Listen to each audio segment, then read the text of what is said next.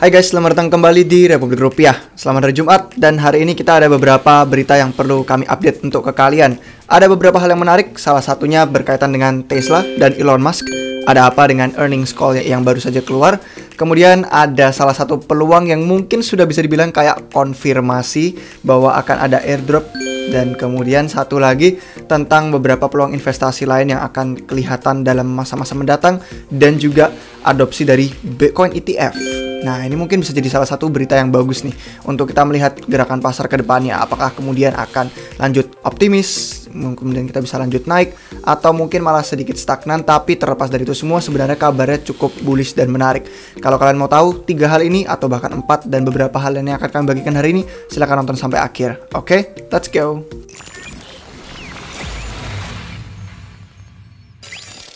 Hai guys, selamat datang kembali di Republik Rupiah. Kami berterima kasih kepada Matrixport karena video hari ini disponsori oleh mereka. Jadi untuk yang belum tahu, Matrixport adalah perusahaan bank kripto yang berfokus pada produk untuk menghasilkan yield atau imbal hasil, di mana ini bisa melalui staking atau saving secara pasif. Jadi kalian bisa masukkan aset kripto kalian ke sana, kemudian kalian bisa menghasilkan uang dari beberapa produk yang mereka tawarkan. Beberapa produknya pun bermacam-macam, ada DCA secara otomatis, ada beberapa staking, ada yang savings juga, ada fixed income, ada DeFi, ada trading, ada pinjaman juga.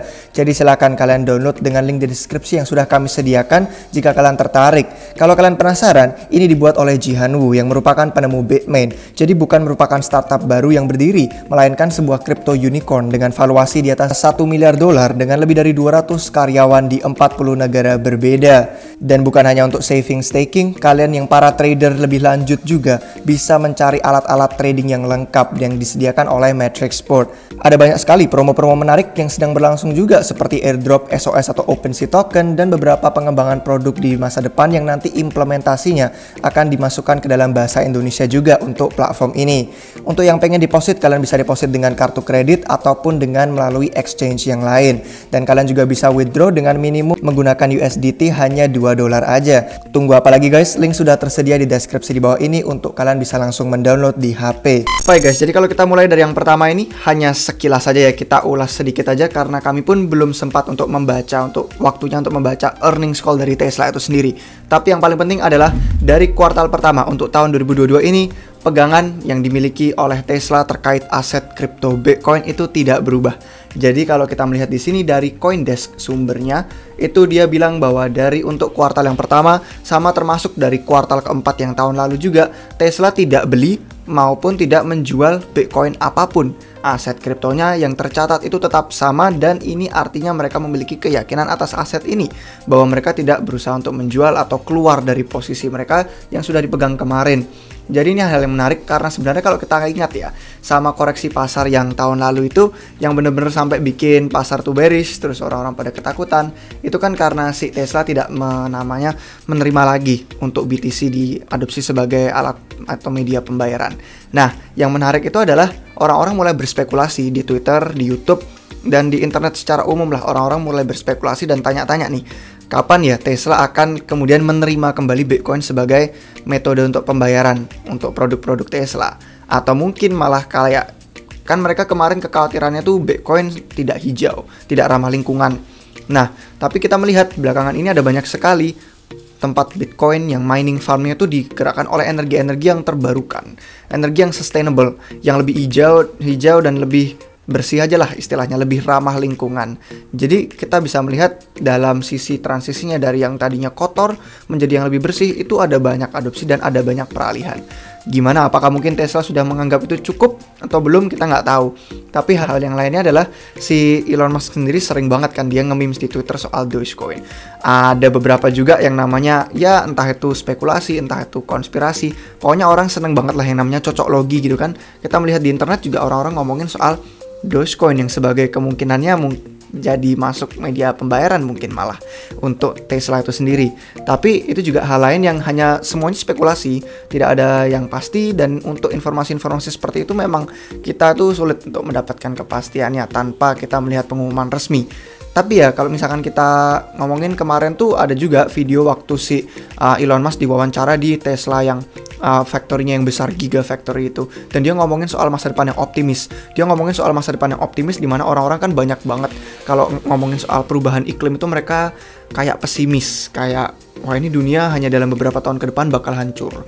Generasi kita berikutnya tidak akan kesisaan apapun di dunia ini karena ya kemampuan kita untuk mengeluarkan karbon dan lain-lain itu bener-bener kotor dan bikin dunia hancur. Tapi Elon Musk di wawancara waktu itu di Gigafactory itu dia malah lebih optimis dan dia merasa bahwa justru ya harusnya manusia tuh setiap bangun pagi itu malah semangat untuk melihat masa depan, bahwa ini akan menjadi masa depan yang lebih bagus, lebih maju, lebih canggih. Dan dari sana pun kami mulai berpikiran bahwa ada beberapa hal yang sedang dikerjakan Tesla di balik layar yang mengutamakan keberlangsungan dunia itu juga untuk menyelamatkan planet kita. Dan pada akhirnya nanti dengan teknologi yang lebih canggih dan lebih maju, bahkan di wawancaranya ngomongin soal kripto, ngomongin soal AI, kecerdasan buatan, dan itu semua hal-hal yang menarik yang menurut kami mungkin bisa kita pantau nanti dalam kedepannya, gimana dampaknya dan gimana efeknya nanti ke pasar, terutama pasar yang lebih tradisional seperti pasar kendaraan elektrik ini, atau bahkan pasar kripto yang secara tidak langsung pun berpengaruh karena ya si Elon Musk sekarang megang Twitter juga kan, saham terbesarnya. Dia berencana untuk beli juga dan itu merupakan salah satu hub atau pusatnya orang-orang yang berkumpul di kripto. Terus dia juga sering banget nge-memes sama yang namanya kripto, aset-aset yang lucu-lucu, dan sampai untuk terkait Web2 dan Web3 juga dia ada beberapa kali sering ngomongin. Jadi itu kita nanti lihat aja ya, dengan figur ternama yang besar, dengan duit yang besar, dan dengan perusahaan yang dia kemudian merasa optimis untuk masa depan, gimana nanti nasibnya dan gimana kelanjutannya. Apakah dia akan kemudian adopsi menerima kembali Bitcoin sebagai metode pembayaran, atau mungkin malah Dogecoin tuh lucu-lucuan, atau memang karena dia suka Dogecoin, kita juga nggak pernah tahu. Itu nanti yang bisa kita pantau untuk berikutnya. Tapi kalau kita beralih untuk ke Australia sendiri, ada gelombang baru dari investor retail yang akan datang sebagaimana Australia ini akan segera meluncurkan ETF Bitcoin. Jadi ini merupakan kabar yang besar banget untuk orang-orang Australia, terutama karena saya dulu sempat tinggal di sana dan kenal dengan orang-orang yang kemudian tertarik untuk bisa berinvestasi lebih lanjut terkait kripto dan tidak yang namanya ada dapat batasan gitu loh. Ada batasan bahwa ini investasi nggak jelas, tapi ini memberikan kejelasan, clarity gitu kan istilahnya dalam bahasa Inggris, bahwa ini merupakan kelas aset yang bisa diterima oleh investor retail. Mereka bisa mendapatkan exposure ini dan ini merupakan aset yang menarik. Dan untuk orang-orang yang mungkin aslinya bukan dari kripto, kemudian untuk mereka bisa dapetin akses lewat ETF gitu kan, itu merupakan hal yang bagus. Dan di Australia itu ada yang namanya sistem account superannuation, terus ada juga untuk account pensiunan, retirement, dan semua hal-hal ini kemudian akhirnya bakal menjadi patokan untuk para penasihat keuangan khususnya, karena ini merupakan hal yang sudah diadopsi, kemudian akan meluncurkan ETF Bitcoin. Jadi akhirnya mereka harus tahu dengan yang namanya kripto itu bagaimana, cara kerjanya seperti apa, dan ini merupakan gelombang adopsi yang menarik, gelombang adopsi yang bagus. Dan teman-teman saya pun waktu ngelihat kabar ini cukup bersemangat banget ngelihat, karena ini memungkinkan gelombang investor retail yang baru untuk masuk ke pasar kripto. Oke, tapi kalau itu udah jelas untuk yang itu, kita bisa lanjut nih ke bagian yang sebenarnya paling menarik ya. Jadi kalau kita lihat di sini di Twitter si Kobe yang dari Up Only TV Podcast itu, dia baru aja ngirim gambar. Jadi ini bukan baru sih sebenarnya, kemarin, tapi dia ngirim gambarnya itu tentang Coinbase. Ini ada bagian untuk melacak harga optimism. Kayak oke, ini tokennya belum ada, harganya belum ada, masih 0,000. Ini dilacaknya juga dengan dolar Australia. Tapi yang menarik itu adalah optimism. Kalau kalian sudah ngerti soal Ethereum, soal proyek layer 2, kalian tahu optimism itu apa. Tapi kalau kalian belum tahu kayak optimism itu apaan gitu kan. Nah mungkin kalau kalian baru aja nih, kalian bisa scroll beberapa video kami di channel YouTube Republik Rupiah, karena kami sudah bikin banyak banget video tentang layer 2 dan itu apa sih. Kayak itu untuk membantu skalabilitas Ethereum, tapi cara kerjanya gimana? Kenapa kita perlu optimism? Kenapa ada banyak nama lainnya juga selain optimism? Ada Zcash, Starknet, Arbitrum, dan kawan-kawan yang ada di selain itu juga.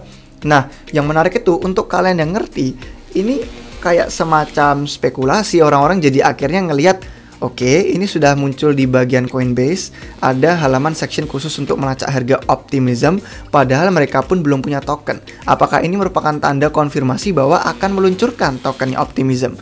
Itu yang jadi bikin orang menarik. Nah, kebetulan juga kemudian kemarin si Optimism baru aja meluncurkan artikel terbaru di blog Mirror mereka, mereka kirimin artikel semacam seperti kilas balik nostalgia dari waktu kemarin mereka pertama bangun sampai akhirnya di titik ini di tahun 2022 dan ke arah mana mereka menuju ke masa depan berikutnya. Jadi mereka yang ngasih tahu nih soal ini kan beberapa pertama kali mereka muncul nih. Unipeak itu waktu pertama kali mereka testing untuk jaringan Optimism di Uniswap. Kemudian untuk yang testnet SNX itu untuk Synthetix, platform DeFi yang dulu menawarkan aset-aset sintetis dan sebenarnya sampai sekarang pun menerima beberapa pengembangan menarik juga. Sampai akhirnya awal tahun lalu mereka meluncur di mainnet. Terus sampai ada upgrade dengan EVM equivalence. Ini merupakan hal yang sudah kami bahas sering sih di grup member, tapi EVM equivalence ini istilahnya lebih secara, jadi awalnya rollups itu kan bukan yang kompatibel penuh gitu kan. Nah, EVM equivalence itu merupakan hal yang memudahkan untuk aplikasi bermigrasi dari yang namanya mainnet layer 1 ke layer 2 dan itu bisa lebih kompatibel. Jadi tanpa yang namanya perlu kita modifikasi kode banyak banget sampai ribet. Jadi itu memudahkan pengembang. Ya ini istilahnya cuma untuk developers gitu kan. Terus sampai mainnet yang terbuka, yang untuk publik untuk bulan Desember tahun lalu. Sekarang kita masuk ke tahun 2022 dan ada tanda pertanyaan besar. Tapi yang menarik, judul artikelnya pun chapter baru. Mereka membuka lembaran baru bahwa ini memang hal yang sulit untuk dipercaya, tapi Optimism itu sudah meluncur setahun yang lalu. Dan sejak itu ada pencapaian yang besar sekali yang mereka bagikan di sini. Sudah berhasil menghemat biaya gas sampai 1,1 miliar dolar. Saking murahnya karena itu memang yang tempat skalabilitas Ethereum di layer 2. Kemudian sudah menebarkan atau menerapkan 6.800 kontrak. Sudah berhasil menampung dan menyambut 300.000 alamat-alamat unik dan sudah mengamankan 900 juta dolar nilai dan memfasilitasi sampai volume transaksi 17,4 miliar dolar dan menghasilkan dari revenue-nya sendiri 24,5 juta dolar. Sampai mereka juga bisa akhirnya mendonasikan 1 juta dolar, lebih dari 1 juta dolar untuk memfunding atau mendanai proyek-proyek yang bagus untuk publik. Jadi sebagai sebuah perusahaan sekalipun mereka tumbuh banget barengan sama si jaringan itu. Mereka punya lebih dari 40 karyawan dan lebih dari 175 juta dolar pendanaan. Dipimpin sama Andreessen Horowitz dan Paradigm. Kebetulan Andreessen Horowitz memang nama yang besar dan Paradigm sendiri ini adalah VC atau pemodal Ventura yang kami pun di Republik Rupiah sangat respect karena mereka tidak memiliki yang namanya hype atau sensasi dan mereka benar-benar memiliki tesis yang bagus untuk aset yang mereka investasikan. Nah, jadi mereka mulai kilas balik nih. Waktu pertama kali mulai gimana? Cuman sekumpulan orang kecil, ya pada coret-coretan lah di papan putih gitu kan. Mereka ngomongin dulunya ya waktu kalau kalian udah ngikutin Ethereum sejak lama, salah satu solusi skalabilitas yang merupakan hal pembicaraan utama dulu itu adalah Plasma. Dan mereka ya punya yang namanya menjalankan organisasi nirlaba waktu itu untuk riset dengan Plasma ini sampai namanya PG, Plasma Group. Nah, terus mereka akhirnya melihat bahwa oke, Vitalik itu kemudian mendesain yang namanya roll up untuk Ethereum dan mereka akhirnya meriset itu, mengembangkan hal itu dan pada akhirnya dengan bantuan dari komunitas mereka desainnya itu berevolusi menjadi sebuah optimistic roll up. Nah, itulah kemudian yang namanya menjadi sebuah Optimism. Terus ya mereka pulang lah kayak dulu waktu meluncur Unipeak pertama kali untuk testing di Uniswap. Terus ada banyak banget kisah-kisah cerita mereka bisa membangun ekosistem ini dari awal. Tapi yang paling menarik adalah tadi kan kita lihat tuh yang di Coinbase sudah ada namanya melacak harga Optimism. Seolah-olah kayak ini udah ada peluncuran token nih, menarik nih, apakah kita dapat airdrop gratis lumayan dong. Di Ethereum tuh kan mahal-mahal kalau dapat airdrop, bahkan dijual bisa sampai kita kayak durian runtuh. Nah, ini ada bagian nih a new chapter gitu kan. Di bagian akhir ini yang menarik adalah dia bilangnya ini benar-benar beberapa tahun yang liar banget sejak kami memulai perjalanan untuk membangun solusi skalabilitas yang terbaik untuk Ethereum dan jaringannya sudah melewati banyak sekali leaps and bounds, banyak sekali lah hal yang intinya mereka tuh menjadi lebih baik tiap harinya dan mereka akhirnya sudah bisa berjalan sendiri dan ini sudah waktunya dari berjalan untuk mereka bisa berlari.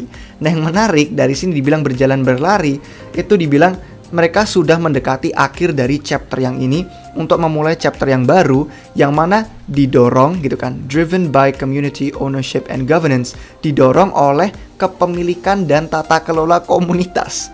Jadi kayak kepemilikan dan tata kelola komunitas itu sudah kayak ngode, kayak implisit mereka bilang bahwa akan ada cara untuk komunitasnya bisa mengelola proyek Optimism ini, jaringan layer 2 yang ada di atas Ethereum ini dan memiliki jaringannya, ownership dan governance. Dibilangnya sampai it's fast approaching. Ini bakal terjadi segera. More on this soon. Jadi mereka akan membagikan lebih lanjut untuk detail terperincinya nanti. Tapi ya sebenarnya ya kalau kita ngelihat dari sini Coba gimana kita nggak merasa spekulasi gitu loh, untuk spekulasi bahwa oke, mungkin mereka akan meluncurkan token, tapi kan ini tidak pasti ya. Belum ada pengumuman pasti dan kita setidaknya jangan langsung bertindak gegabah hanya karena spekulasi ini. Dan ini pun merupakan pendapat atau opini yang kami pandang dari perspektif kami. Tapi itu kayak udah hampir gimana ya, udah kelihatan jelas gitu loh.